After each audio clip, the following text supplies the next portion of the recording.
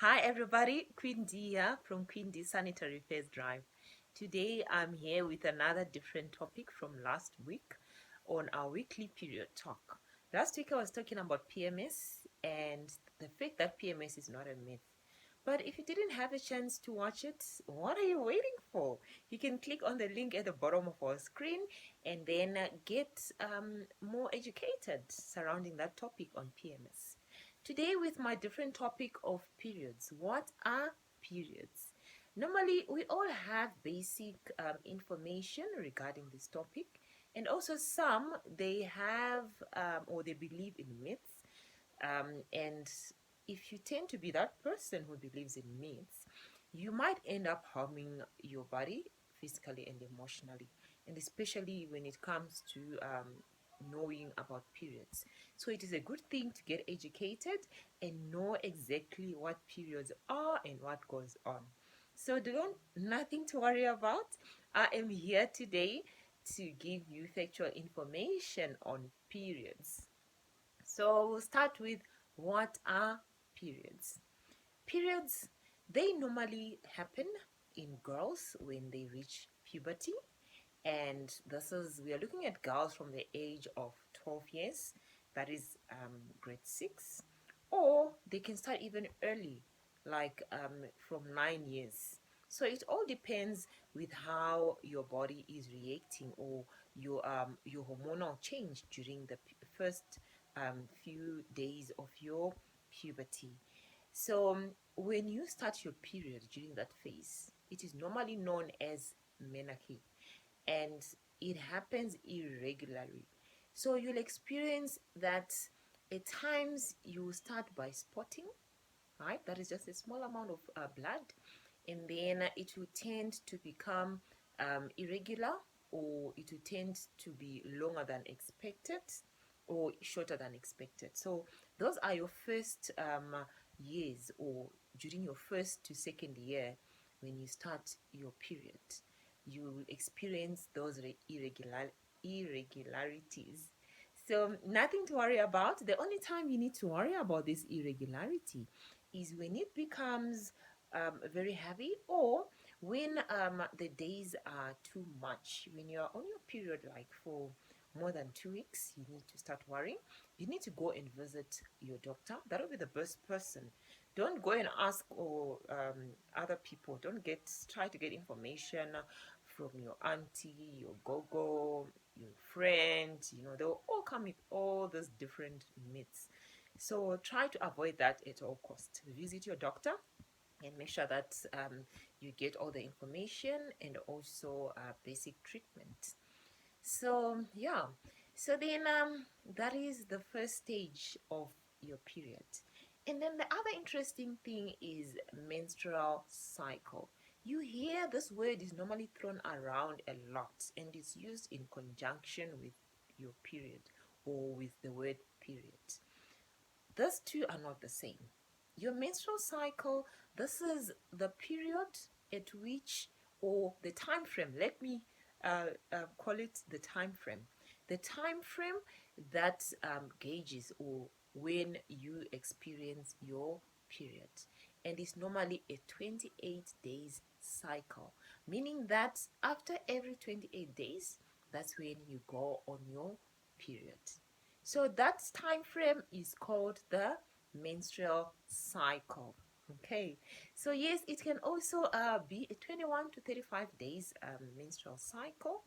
Not to worry yourself, it is normal, and you can have such a menstrual cycle. During the menstrual cycle, your body starts experiencing changes due to the different hormones that will be occurring in your body, preparing your body for pregnancy. This leads to the lining of your uterus becoming thick, and then your egg factory starts releasing eggs that will flow through your fallopian tube through to the uterus. And this normally happens 12 to 16 days prior to your period. And then let's say if the egg that has been released, if there is a sperm cell, that's when it will develop 9 plus or minus 9 months, into a baby. If the egg is not fertilized, that is when the thick lining breaks, and the only exit for that thick lining will be through your vagina into what we call your period. You may think that since because the lining was so thick, there might be a lot of blood that will come out. But that is not basically the case. Normally, during your period, you lose an amount of blood that is from 2 to 5 tablespoons. This takes into consideration the amount of time that you should be on your period, that is from 2 to 7 days. So if you exceed 7 days, you need to go and seek medical attention. This is when you need to go and see your doctor. Periods will eventually come to a stop. This is when the egg factory stops producing healthy eggs, or that's when it stops releasing eggs. Normally they call it your egg factory shuts down.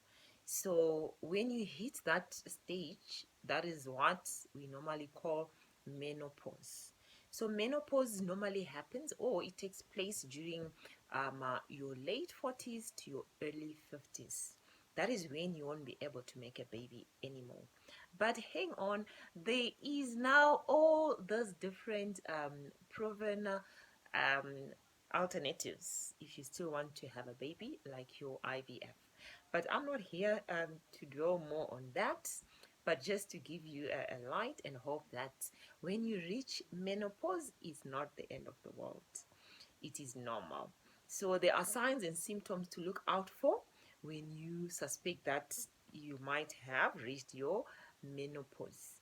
You have to look at the irregularity of your periods. They start becoming more and more irregular, up to a stage whereby you spend or you go through 6 months without seeing your period. And also, the other symptom is you start having heat flashes. Then this is when you have to know that you have reached that menopausal stage. If you're still not sure about the signs and symptoms of menopause that you'll be showing and a bit worried, yes, I would advise you to still go and visit your doctor so that your doctor can walk you through everything that happens in your body during menopause. For many girls out there, it could be scary or exciting to go on their period. And it is very important to talk about your period the first time. So when you're expecting, or when you're suspecting rather, that you are almost going on your period, I would always advise you to seek factual information. Don't go about listening to myths that you hear from on the streets, or your auntie, your grandma, your mom. Rather, you seek the correct information so that you know what happens, especially in your body during your period, and also you get to learn about the menstrual cycle. So it will be a good thing for you to seek such factual information so that you don't get into this habit of listening to myths which will eventually harm your body physically and emotionally. Right, so I hope you've all enjoyed this topic, and I hope to see all of you in our next episode where I'll be giving you more information on period products. Thank you for watching. See you next time. Bye.